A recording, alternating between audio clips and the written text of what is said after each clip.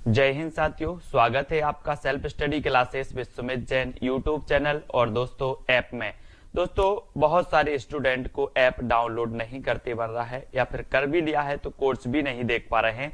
तो मैं आज उनको बता दूं कि ये जो सेल्फ स्टडी क्लासेस इस प्रकार से जब आप प्ले स्टोर से करते हैं तो ये आपका वेल जो है आइकन उसमें लगा हुआ है ना। तो इस प्रकार से सेल्फ स्टडी क्लासेस आपको सर्च करना है और ऐसे आइकन में आपको ऐप मिलने वाला है। ठीक है, तो दोस्तों हम देखें कि प्ले स्टोर में आपको इस प्रकार से दिखेगा ये सेल्फ स्टडी क्लासेस। ठीक है, ये प्ले स्टोर में आपको सेल्फ स्टडी क्लासेस का ऐप दिखने वाला है। ठीक है, ये इमेज उसमें डली है, ये आइकन, ये लोगो उसमें डला है। ठीक है, अब दोस्तों इसको इंस्टॉल करना है, यहां से आप इंस्टॉल करेंगे। ठीक है, अब इंस्टॉल करेंगे तो वहां पर आपको नंबर मांगेगा, जीमेल नंबर मांगेगा, तो आपको ओटीपी आएगा, तो आप रजिस्टर करके आगे बढ़ेंगे। तो दोस्तों इसके पहले हमने पूरा विस्तृत पढ़ा था हिंदी भाषा के बारे में, है ना।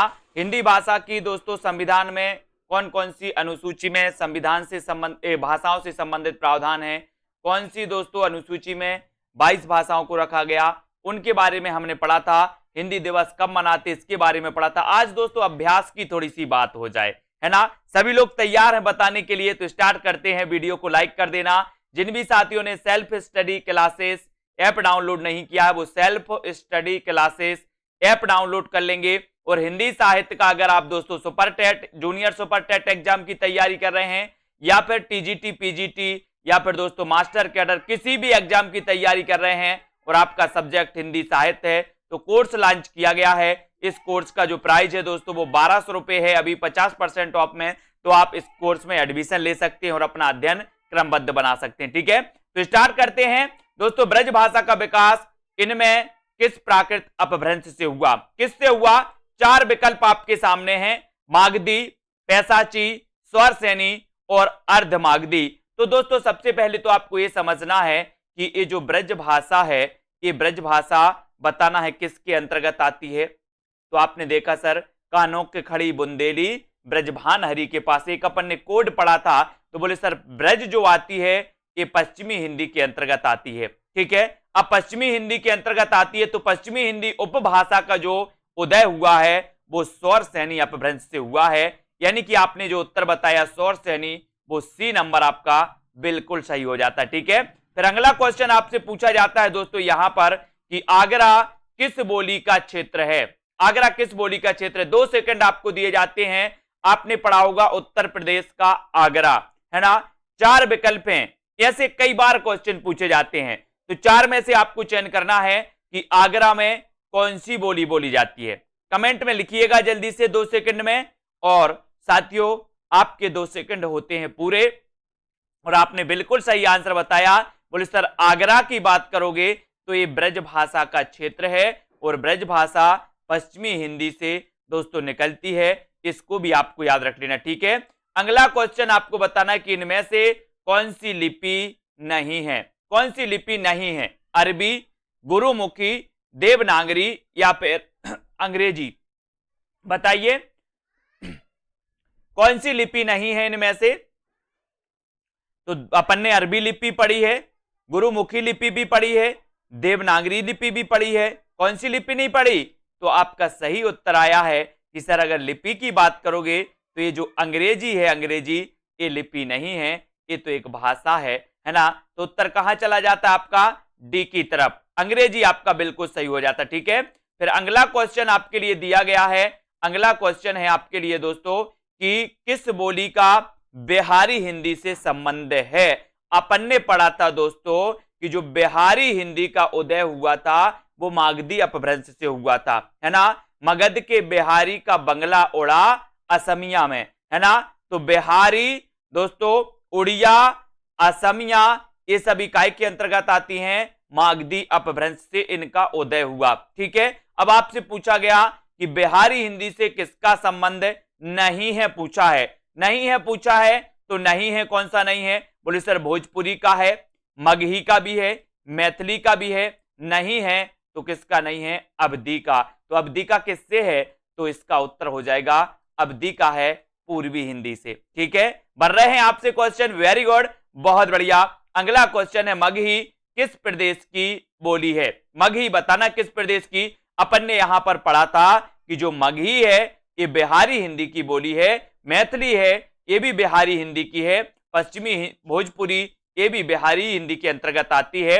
अब आपसे पूछा गया कि मगही किस प्रदेश की बोली है, तो स्वाभाविक है बोले सर ये बिहार की है, मगही कहां की है, बिहार की है, तो बी नंबर आपका बिल्कुल सही हो जाता है। पूछा गया है क्वेश्चन, फिर अगला क्वेश्चन है यहां पर कि सिंधी भाषा का विकास अपभ्रंश की किस बोली से माना जाता है। सिंधी भाषा का आपको विकल्प दिए जाएंगे, उससे पहले आप बिना विकल्प के भी उत्तर बता सकते हो। सिंधी भाषा का विकास किस अपभ्रंश से माना जाता है, जल्दी से कमेंट में लिखिएगा। और ये रहे आपके दोस्तों 4 विकल्प, कौन कौन से। सबसे पहला विकल्प है आपका ब्राचड़, दूसरा विकल्प आपका है दोस्तों पैसाची, तीसरा मागधी और चौथा है दोस्तों अर्धमागधी। तो ये बताना है आपका कि जो सिंधी है, सिंधी इसका उदय जो होता है वो किससे होता है, सिंधी का बताना है। तो यहां पर आपका बिल्कुल सही, अपन ने दोस्तों पंजाबी और लहंदा, पंजाबी और लहंदा पढ़ा था कैसे, पैसाची से, लेकिन सिंधी की बात आती है तो सिंधी में आपका उत्तर चला जाता है ब्राचड़। ब्राचड़ आपका बिल्कुल सही हो जाएगा। सिंधी भाषा का विकास जो हुआ है वो ब्राचड़ अपभ्रंश से माना जाता है, यानी ये नंबर आपका बिल्कुल सही हो जाएगा, ब्राचड़ अपभ्रंश। ठीक है, यहां पर पैसाची से तो लहंदा और पंजाबी का उदय हुआ। ठीक है, अगला क्वेश्चन आपको बताना है कि मुंडा भाषा परिवार का क्षेत्र कौन सा है। मुंडा भाषा परिवार का क्षेत्र बताना है, राजस्थान, मध्य प्रदेश, तमिलनाडु या फिर छोटा नागपुर का पठार, या छोटा नागपुर का पठार। बताइए जल्दी से, मुंडा भाषा का क्षेत्र कौन सा है, इसका उत्तर आपको बताना। हमने कई ये क्षेत्र पढ़े हैं, राजस्थान पढ़े हैं, राजस्थानी भाषा भी पढ़ी है ना दोस्तों। तो यहां पर मुंडा भाषा परिवार का जो क्षेत्र माना जाएगा, तब आपने उत्तर बताया कि सर मुंडा भाषा परिवार का जो क्षेत्र है वो छोटा नागपुर का पठार है, और उत्तर चला जाता है विकल्प नंबर डी के साथ। ठीक है, डी आपका सही हो गया। अगला क्वेश्चन आपसे पूछा जाता है कि झांसी, जालौन, हमीरपुर में कौन सी बोली बोली जाती है। ऐसे क्वेश्चन कई बार आते हैं दोस्तों, थोड़ा सा आपको अभ्यास करने की जरूरत है। झांसी, जालौन, हमीरपुर में कौन सी बोली प्रचलित है, बुंदेली, कन्नौजी, ब्रजभाषा या फिर मालवी।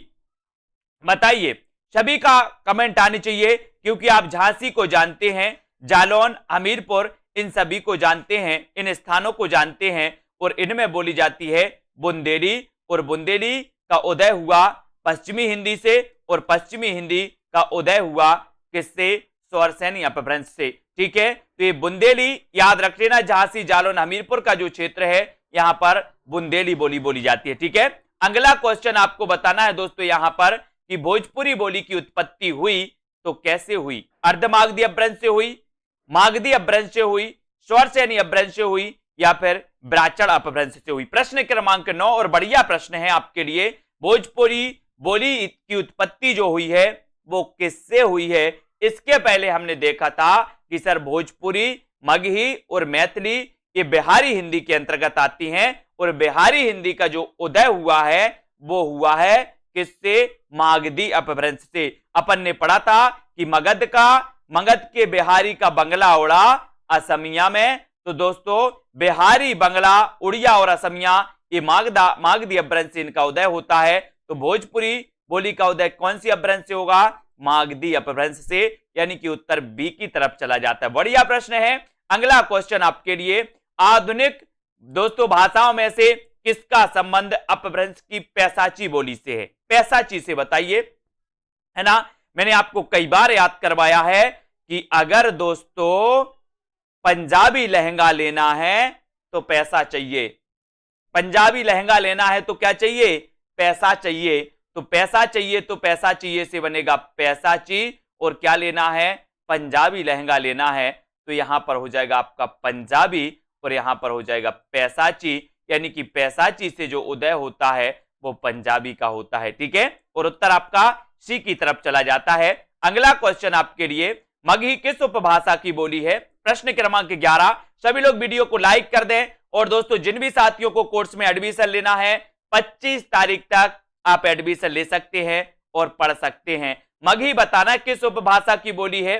तो ये मगही आसान है, और अपन ने पढ़ा भी है इसके पहले, क्या पढ़ा है, मगही, है ना, भोजपुरी और मैथिली। बोले सर ये जो है ये बिहारी हिंदी की उपभाषा मानी जाती है, कौन सी? मगही। तो उत्तर आपका कहां चला जाता है? विकल्प नंबर डी की तरफ। बहुत बढ़िया, सभी लोगों ने बिल्कुल सही आंसर बताए हैं। अब आपको बताना है दोस्तों, गयल भयल आदि किस बोली की तरह की क्रियाएं हैं, ये बताइए। गयल भयल, तो बताइए ये किस बोली से संबंधित हैं? भोजपुरी भूतकालिक, अवधि वर्तमान कालिक, ब्रजभाषा भूतकालिक, या फिर बुंदेली भविष्यकालिक। गयल भयल ये जो शब्द आते हैं दोस्तों, ये बताइए किस बोली से संबंधित माने जाते हैं? अगर आपने थोड़ा सा अनुभव किया होगा, भोजपुरी फिल्मों को देखा होगा, तो गयल और भयल ये भोजपुरी दोस्तों भूतकालिक, ये गयल आदि गयल भयल ये भोजपुरी भूतकालिक से संबंधित माने जाते हैं, और उत्तर चला जाता है विकल्प नंबर एक की तरफ। ठीक है, अगला क्वेश्चन, खड़ी बोली हिंदी का अन्य सही नाम है तो क्या है? अन्य सही नाम बताना खड़ी बोली हिंदी का, है ना। ये खड़ी बोली अपन देखते हैं दोस्तों कि पश्चिमी हिंदी से इसका विकास हुआ। पश्चिमी हिंदी का विकास है ना स्वर यानी अभ्रंश से होता है। अपन ने पढ़ा था पश्चिमी हिंदी की बोलियों को, कानों के खड़ी बुंदेली, ब्रजभान हरि के पास कानों से बना था कन्नौजी, खड़ी से बना था खड़ी बोली। खड़ी बोली को क्या कहा जाता है? आपने उत्तर बता दिया। बोले सर कौरवी में टिक कर दो, मैंने कौरवी लगा दिया और उत्तर सही हो गया आपका। खड़ी बोली का अन्य सही नाम है कौरवी। बहुत बढ़िया, सभी लोगों ने बिल्कुल सही आंसर बताए हैं। फिर अगले प्रश्न की ओर बढ़ते हैं दोस्तों। अधोलिखित में से एक भोजपुरी का क्षेत्र नहीं है तो कौन सा नहीं है? भोजपुरी का क्षेत्र नहीं है बताना है। देवरिया, इलाहाबाद, मिर्जापुर या फिर बलिया। भोजपुरी का क्षेत्र कौन सा नहीं है? प्रश्न क्रमांक 14 में। और यहां पर बताना है कि भोजपुरी का क्षेत्र नहीं है, तो उत्तर हो जाएगा दोस्तों, आपने उत्तर चयन किया है इलाहाबाद। ये भोजपुरी का क्षेत्र नहीं माना जाता इलाहाबाद, और उत्तर सी की तरफ चला जाता है। ठीक है, अगला क्वेश्चन आपसे पूछा जाएगा, फैजाबाद जनपद में बोली जाने वाली जो बोली है वो कौन सी है? बताइए, खड़ी बोली, बघेली, ब्रजभाषा या फिर अवधी। फैजाबाद जनपद में बोली जाने वाली बोली कौन सी है? फैजाबाद जनपद में बोली जाने वाली बोली कौन सी है? तो आपको ये जो दोस्तों अलग अलग बोलियों के क्षेत्र हैं वो भी आपको पता होनी चाहिए, उनको भी हमें पढ़ना है। फैजाबाद जनपद में जो बोली बोली जाती है वो बोली जाती है कौन सी? अवधी। कौन सी बोली जाती है? अवधी। ये वही अवधी है जिसमें दोस्तों रामचरितमानस लिखा गया, है ना। ये वही अवधी है जिसमें पद्मावत लिखा गया। ये वही अवधी है दोस्तों जो पूर्वी हिंदी से जिसका विकास होता है। निम्न में से कौन सी भाषा देवनागरी लिपि में लिखी जाती है? देवनागरी लिपि में बताना है कौन सी लिखी जाती है। डोंगरी, मराठी। कई बार एक क्वेश्चन पूछा गया दोस्तों, इस क्वेश्चन को भूलना नहीं है कि देवनागरी लिपि में बताना है डोंगरी। बोले सर नहीं लिखी जाती। उड़िया ये भी नहीं लिखी जाती। सिंधी ये भी नहीं लिखी जाती। तो कौन सी लिखी जाती है? देवनागरी लिपि में जो लिखी जाती है वो लिखी जाती है मराठी। कौन सी? मराठी। मोस्ट इंपॉर्टेंट क्वेश्चन, बढ़िया प्रश्न। और अगला क्वेश्चन आपकी स्क्रीन पर, आधुनिक भारतीय भाषाओं का विकास किस भाषा से हुआ है? प्रश्न क्रमांक 17, आधुनिक भारतीय भाषाओं का विकास किस भाषा से हुआ? सौरसेनी से, मागधी, प्राकृत या फिर अपभ्रंश से? किससे हुआ? प्रश्न क्रमांक 17, आधुनिक भारतीय भाषाओं का विकास किस भाषा से हुआ है? तो यहां पर अपन ने कई बार पढ़ा है कि सर जो आधुनिक भारतीय भाषाएं हैं इनका जो विकास हुआ है वो सीधा सीधा भारतीय भाषाओं का माना जाता है, तो अपभ्रंश से हुआ है। अपभ्रंश के अनेक भेदों से, सौरसेनी मान लो, मागधी मान लो, अर्धमागधी मान लो, है ना। तो कुल मिला के हम कह सकते हैं कि अपभ्रंश से हुआ है। ठीक है, आधुनिक भारतीय भाषाओं का। अगला क्वेश्चन आपसे पूछा जाता है कि ब्रजबोली नाम से जानी जाती है, तो कौन सी? ब्रजबोली नाम से, है ना। ब्रज भाषा नहीं पूछा आपसे, ब्रज भाषा तो अलग है। ब्रजबोली नाम से कौन सी जानी जाती है ये पूछा है आपसे। कई बार क्वेश्चन पूछा गया। पंजाबी, मराठी, गुजराती या फिर पुरानी बंगला। कौन सी वो बोली है जो ब्रजबोली के नाम से जानी जाती है? और आपने प्रश्न क्रमांक 18 का उत्तर जो चयन किया है वो किया है पुरानी बंगला, और आपका उत्तर सही हो जाता है पुरानी बंगला।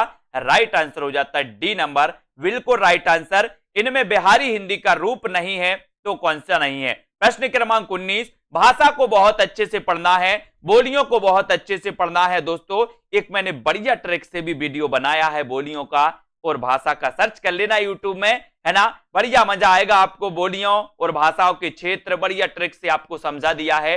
एक बार पढ़ोगे क्वेश्चन गलत नहीं होंगे। और बिहारी हिंदी का रूप नहीं है तो बोले सर भोजपुरी तो है, मैथिली भी है, मगही भी है, ये अवधी नहीं है, ये अवधी तो पूर्वी हिंदी की है ना। पूर्वी हिंदी के अंतर्गत 3 बोलियां आती हैं, अवधी, बघेली और छत्तीसगढ़ी, ठीक है।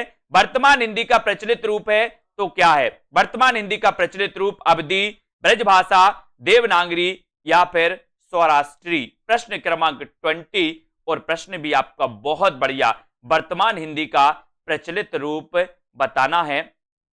यहां पर क्वेश्चन थोड़ा सा गलत पूछा गया, वर्तमान हिंदी का पूछा गया, तो वर्तमान हिंदी का जो प्रचलित रूप माना जाता है दोस्तों वो खड़ी बोली माना जाता है। खड़ी बोली ये वर्तमान हिंदी का प्रचलित रूप है, ठीक है। तो यहां पर उत्तर आपका खड़ी बोली होना चाहिए, ठीक है, वर्तमान हिंदी का प्रचलित रूप, ठीक है। यहां पर देख लेते हैं अगला क्वेश्चन कि निम्न में से कौन सी भारोपीय परिवार की भाषा नहीं है? भारोपीय परिवार सबसे बड़ा भाषा परिवार माना जाता है दोस्तों। अगर आपसे कभी पूछा जाए कि सबसे बड़ा भाषा परिवार कौन सा है तो आप क्या लगाओगे? भारोपीय परिवार, ठीक है। अब आपसे पूछा गया कि भारोपीय परिवार की कौन सी भाषा नहीं है तो आपको उत्तर चयन करना है। मराठी भारोपीय की है, गुजराती भारोपीय भाषा परिवार की है, हिंदी भी है, तो कौन सी नहीं है? बोले सर मलयालम, ये द्रविड़ भाषा परिवार से संबंधित होती हैं, है ना। तो उत्तर आपका क्या हो जाता है? विकल्प नंबर सी, ठीक है। लाइक कर दिया आपने वीडियो को, बहुत बढ़िया, है ना। और दोस्तों इसी प्रकार से आपको बने रहना है।